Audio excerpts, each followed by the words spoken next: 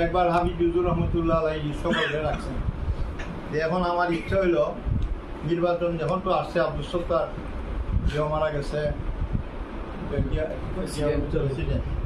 এখন আমরা নির্বাচন হয়েছে, এখন নির্বাচনে দাঁড়ানো দরকার। কেউ কইতেছে উনি হারা জীবন খানকায় কাটাইল, কখন ইয়াদ হয়েছে উনার রাজনীতি, অনেকে চিৎকারিত কথা বলছে। তখন বলতে বলতে অনেকেই বললেন যে হুজুরের দাঁড়িয়ে সম্ভব। হুজুর বললেন তাহলে তোমরা একজন দাঁড়া।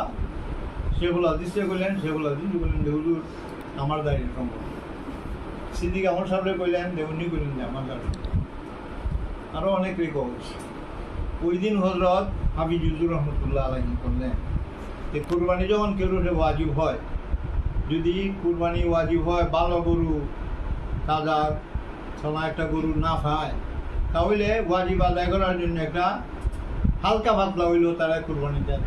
তো ঠিক আছে, তোমরা যখন কেউ রাজি হয়ে যায় না, তা আমি মনে করি যে আমি একজন হালকা পাতলা মানুষ, আমি তো অযোগ্যই, কিন্তু আমি আজকে ঘোষণা দিলাম আজকের থেকে আমি হাফিজ হুজুর। এটা আমার বাস্তব কথা। যেটা যে হজরত হাফিজ হুজুর রহমতুল্লাহ আলাইহি, উনি একজন বুজুর্গদের একজন সন্তান, কিন্তু উনি ওইদিন যে খেলাফত প্রতিষ্ঠা করা শুধু ফরজ না, আহামুল ফরাইজ, আহামুল ফরাইজ যত ফরজ আছে সবচেয়ে উত্তম ফরজ লোকদা আল্লাহর জমিনে আল্লাহর দিন জিন্দা প্রতিষ্ঠা করা, জিন্দা।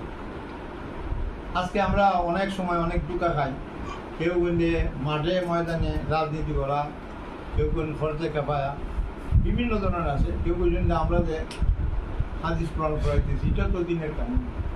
সব কিছু ময়দানে লামিয়ে কাজ করা এটা খুব কঠিন কাজ।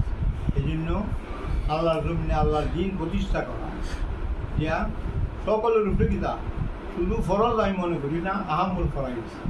কালী তৈয়ব রহমতুল্লাহ রেসালা লিখছেন নমাজ রোজা যেভাবে ফরজ, দিন প্রতিষ্ঠা করা এটা কিতা রমের ফরজ।